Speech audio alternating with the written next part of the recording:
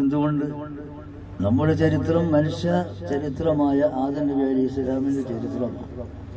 ആ ചരിത്രം അഷ്റഫുൽ വറ സല്ലല്ലാഹു അലൈഹി വസല്ലം തങ്ങളെ കൊണ്ട് പ്രവാചക ചരിത്രം അവസാനിച്ചെങ്കിലും അവിടെ നിന്ന് അങ്ങോട്ടുള്ള ചരിത്രം പിന്നെ മുസ്ലിം സമുദായമായ നാം ചിന്തിക്കേണ്ടതുണ്ട്.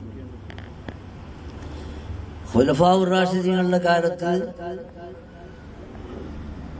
പരാശ്രയമില്ലാതെ കണ്ട് ലോകത്തെ ഭരിക്കാനും നയിക്കാനും സാധിച്ചു. അള്ളാഹുവിന്റെ സഹായമാണ്. ഭൗതിക വിദ്യാഭ്യാസം ഇല്ലാഞ്ഞിട്ടില്ല, അന്നങ്ങനെ ഭൗതിക എന്നുള്ള പേരുണ്ടായിട്ടുമല്ല. പക്ഷെ അന്ന് ഭൗതികമായ ആവശ്യം എന്തൊക്കെ ഉണ്ടോ അത് മുഴുവനും നിർവഹിക്കാനുള്ള ഇരിക്കുന്ന കഴിവ് സ്വഹാബാക്കിറാമിന്റെ അള്ളാഹുവിന് അതായിരിക്കും വിസ്മരിക്കാൻ കഴിയും. പിന്നെ ഖുലഫാഉർ റാഷിദീങ്ങൾക്ക് ശേഷം വന്ന ഭരണാധികാരികൾ ഒരു ഭാഗത്തും ആലിമീങ്ങൾ മറ്റൊരു ഭാഗത്തുമായി നീങ്ങേണ്ടി വന്നു ചരിത്രം. അതിന് ഞാൻ അവലോകനം ചെയ്യാൻ ആ ചരിത്രം ഇന്ന് നിങ്ങൾ കാണുന്ന ലോകത്ത് കാണുന്ന എല്ലാ വിപ്ലവവും തകരാറും ഒക്കെ അത് താലിബാനായാലും അൽഖായിദായാലും ഇഖ്വാനായാലും ഇതൊക്കെ ഒരു മിശ്രമായ ഉലമാ സംയുക്തമായും കൊണ്ടുള്ള പ്രവർത്തനത്തിന് നേതൃത്വം കൊടുക്കാൻ സാധിക്കാത്തത് കൊണ്ടാണെന്ന് പറയാതെ നിവൃത്തിയില്ല. അതൊറ്റ വാക്കിൽ ഞാൻ നിങ്ങളെ ഉണർത്തും. ലോകത്ത് സംഭവിച്ച ഏറ്റവും വലിയ നാശം അതായിരുന്നു. എന്ത് എന്ന് ചോദിച്ചാൽ ആലിമീങ്ങൾ ഒരു ഭാഗത്തും ഭരണാധികാരികൾ മറ്റൊരു ഭാഗത്തുമായി നീങ്ങിയപ്പോൾ സമുദായത്തിന് ശക്തി ക്ഷയിച്ചു. അതുകൊണ്ട് തന്നെ സമുദായത്തിന് ആ നിലക്കുള്ള നേതൃത്വവും നഷ്ടപ്പെട്ടു. ഇതൊരു യാഥാർത്ഥ്യമാണ്. അത് വീണ്ടെടുക്കാൻ സാധിക്കുമോ? നിരാശ ഒരു മുഅ്മിനെ സംബന്ധിച്ച് ഒരിക്കലും നിർവാഹമില്ല. നിരാശപ്പെടാൻ നിവൃത്തി. അതേ അവസരത്തിൽ ദീൻ എന്ന് പറഞ്ഞാൽ മാ അന അലൈഹി വസ്ഹാബി എന്ന് റസൂലുള്ളാഹി സ്വല്ലല്ലാഹു അലൈഹി വസല്ലം ഞാൻ പ്രസംഗിക്കാൻ പേരെടുത്തിട്ടുണ്ട്. വിശേഷിപ്പിച്ച സ്വഹാബാ കിറാമിൽ നിന്ന് നാം മനസ്സിലാക്കി ഖിയാമത്ത് നാൾ വരെ നിലനിർത്തുന്ന ആശയം അതാണ് അഹ്ലുസ് സുന്നത്ത് വൽ ജമാഅ. അത് നിലനിർത്തേണ്ട ബാധ്യത മുസ്ലിം സമുദായത്തിൻ്റെതാണ്, വിശിഷ്യ അതിന്റെ ആലിമീങ്ങളുടേതും ആണ്. ഒരു വേള നമ്മൾ വിശ്വസിക്കുന്ന ഇമാം അശ്അരി റളിയല്ലാഹു അൻഹുവിന്റെ വിശ്വാസം, ആ വിശ്വാസത്തിന്റെ അടിസ്ഥാനത്തിൽ നാലിൽ ഒരു മദ്ഹബിനെ അനുകരിക്കുന്നവർക്ക് മാത്രമേ അഹ്ലുസ് സുന്നത്ത് വൽ ജമാഅത്ത് എന്ന് പറയാൻ നിർവാഹമുള്ളൂ എന്നാണ് മഹാന്മാർ രേഖപ്പെടുത്തിയിട്ടുള്ളത്. ഈ നാല് ഇമാമിങ്ങളുടെ ചരിത്രം ആലിമീങ്ങളും സാധാരണക്കാരും അഗാധമായി പഠിക്കേണ്ടതുണ്ട്.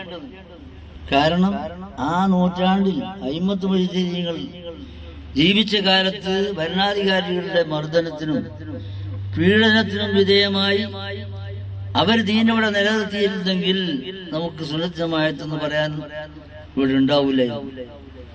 അയിമ്മത്ത് മുജ്തഹിദീങ്ങൾ ഇമാം അബൂ ഹനീഫ റളിയല്ലാഹു അൻഹു ജയിലിൽ നിന്നാണ് വഫാത്തായത്. അഹ്മദ് ബിൻ ഹംബൽ റളിയല്ലാഹു അൻഹു ആണെങ്കിൽ 18 മാസം ജയിലിൽ കിടന്നു. മാത്രമല്ല അടിച്ച് രക്തം ഒലിക്കുന്ന അവസരത്തിൽ പോലും പതരാതെ സുന്നത്ത് ജമാഅത്തിന്റെ വിശ്വാസത്തെ അടിയുറച്ച്. എന്തിനെന്ന് ചോദിച്ചാൽ ഖിയാമത്ത് നാൾ വരെയും അനുയായികൾ ആ നിലക്ക് പീഡനം അനുഭവിച്ചാലും സുന്നത്ത് ജമാഅത്ത് മുറുകെ പിടിക്കണം എന്നതിന് വേണ്ടിയിട്ട് മാതൃകയായി പറഞ്ഞു വന്നത്. ആ നിലക്ക് ലോകം നീങ്ങിയപ്പോൾ അള്ളാഹു ചെയ്ത അനുഗ്രഹം ആയിരുന്നു നമ്മുടെ കേരളത്തിന് മാലിക് ദീനാർ റഹ്മത്തുള്ളാഹി അലൈഹി തങ്ങൾ തുടങ്ങിയിട്ട് 920 വരെയുള്ള കാലഘട്ടം ആലിമീങ്ങളുടെ നേതൃത്വത്തിൽ ചോദ്യം ചെയ്യപ്പെടാതെ എന്താണ് ദീൻ എന്ന് ആലിമീങ്ങൾ പറഞ്ഞാൽ അത് സ്വീകരിച്ചു. അതിന് മറു ചോദ്യം ഉണ്ടായിരുന്നില്ല. ആലിമീങ്ങളുടെ നേതൃത്വം അത് കേരളത്തിനല്ലാതെ ഈ ലോകത്ത് കാണുന്ന ഒരു രാഷ്ട്രത്തിനും ഒരു പ്രദേശത്തിനും അവകാശപ്പെടാൻ സാധിക്കാത്ത അനുഗ്രഹമാണ് അള്ളാഹു ചെയ്ത നിയമത്ത്. അതിന് നാം ശുക്ർ ചെയ്യും. പക്ഷെ നിർഭാഗ്യവശാൽ ആഗോളതലത്തിൽ നിലനിൽക്കുന്ന സ്വതന്ത്ര ചിന്ത എന്ന് പറയട്ടെ, ഞാൻ ചുരുക്കി പറഞ്ഞാൽ സ്വതന്ത്ര ചിന്ത എന്തും എങ്ങനെയും ആവണം എന്ന നിലപാടിൽ ഉടലെടുത്തത് ഈജിപ്തിൽ നിന്നാണ്. അത് തുടങ്ങിയ അഫ്ഗാനിൽ നിന്നാണ്. ഇങ്ങനെയൊക്കെ വന്നിരിക്കുന്ന ജമാലുദ്ദീൻ അഫ്ഗാനിയും അദ്ദേഹത്തിന്റെ അനുയായികളായിരിക്കുന്ന മുഹമ്മദ് അബ്ദിയും റഷീദ് റിളയും ആഗോളതലത്തിൽ തന്നെ മദ്ഹബിനെ നിഷേധിച്ചുകൊണ്ട് സ്വതന്ത്രമായിരിക്കുന്ന ഒരു ജനതയെ മുമ്പിൽ കണ്ടുകൊണ്ട് വിഭാവനം ചെയ്തുകൊണ്ട് അതിനായി ശ്രമം നടത്തി. ചരിത്രം പറയാൻ ഞാനിപ്പോ നിർത്തിയില്ല. ചുരുക്കി പറഞ്ഞാൽ അതിന്റെ ശകലം ആ റഷീദ് റിള എന്ന് പറയപ്പെടുന്ന സാധനം 28 വർഷക്കാലം അൽമനാർ എന്നൊരു പത്രം നടത്തിയിരുന്നു ഈജിപ്തിൽ നിന്ന്. അതിന്റെ ഓരോ ലക്കവും എടുത്താൽ സുന്നത്ത് ജമാഅത്തിന് ഗണ്ണിക്കാനുള്ള എന്തെങ്കിലും ഒരു പദമില്ലാത്ത ഒരു പത്രവും കാണും. അത് ആദ്യമായി കേരളത്തിൽ ഇറക്കുമതി ചെയ്തു എന്ന് ഞാൻ പറയട്ടെ. വക്കമൂലയും അതിനോടനുബന്ധിച്ച മുക്തിത്തങ്ങളെ പോലത്തെ ഇരിക്കുന്ന ആൾക്കാർ. അന്നു മുതലാണ് കേരളത്തിന് ആ അനുഗ്രഹത്തിൽ നിന്നുള്ള വ്യതിയാനം വരാൻ ആരംഭിച്ചതെന്ന് പറയാൻ നിർവാഹമില്ല. അതേ അവസരത്തിൽ അല്ലാഹു ചെയ്ത നിഅമത്ത് ആ സമയത്തും ആലിമീങ്ങളും ആരിഫീങ്ങളുമായിരിക്കുന്ന മഹാന്മാർ, പൂർവികമായി നേതൃത്വം നടത്തുന്ന മഹാന്മാര്, അവര് ബോധപൂർവം ഉണർന്നു. ആലിമീങ്ങള് അതും കേരളത്തിൽ അല്ലാഹു ചെയ്ത അനുഗ്രഹമാണ്. അങ്ങനെയാണ് ബഹുമാനപ്പെട്ടിരിക്കുന്ന വരക്കൽ സയ്യിദ് റഹ്മാൻ ബാലവി തങ്ങൾ നേതൃത്വം കൊടുത്തുകൊണ്ട് സമസ്ത ജമീഅത്തുൽ ഉലമാ എന്ന മഹത്തായിരിക്കുന്ന ഈ സംഘടനയ്ക്ക് രൂപം നൽകും. എന്തിന് എന്ന് ചോദിച്ചാൽ ആ 14 നൂറ്റാണ്ടുകളായി സഹാബത്തിൽ നിന്ന് നമ്മുടെ മഹാന്മാരായിരിക്കുന്ന മശായിഖുകൾ മുഖേന പകർത്തി വന്നിരിക്കുന്ന ദീൻ അതുപോലെ നിലനിൽക്കണം. അതാണ് സുന്നത്ത് ജമാഅത്ത്. അതിനെതിരിൽ വരുന്നിരിക്കുന്ന കാര്യങ്ങൾ അപ്പോൾ മനസ്സിലാക്കിയിട്ട് ജനങ്ങൾ ബോധമുണ്ടാക്കണം. അത് ആലിമികളുടെ കടമയാണ്. ആ കടമ നിർവഹിക്കാനായും കൊണ്ട് ബഹുമാനപ്പെട്ടിരിക്കുന്ന ആലിമികൾ മുമ്പോട്ട് വന്നു എന്നുള്ള കാര്യത്തിൽ ആർക്കും രണ്ടഭിപ്രായത്തിന് നിർവാഹമില്ല.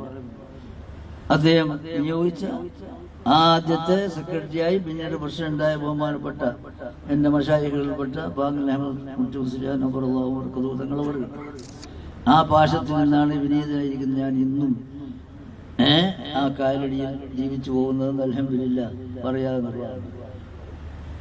അവരെന്ത് ആശയമാണ് ഈ കരങ്ങി വരുന്നിരിക്കുന്ന അവസ്ഥ കണ്ടുകൊണ്ട് നടപ്പിലാക്കാൻ പ്രവർത്തിച്ചത് എന്നത് കേരളത്തിലിരിക്കുന്ന ഓരോ മുസ്ലിമും ബോധമുണ്ടാക്കേണ്ട കാര്യമാണ്.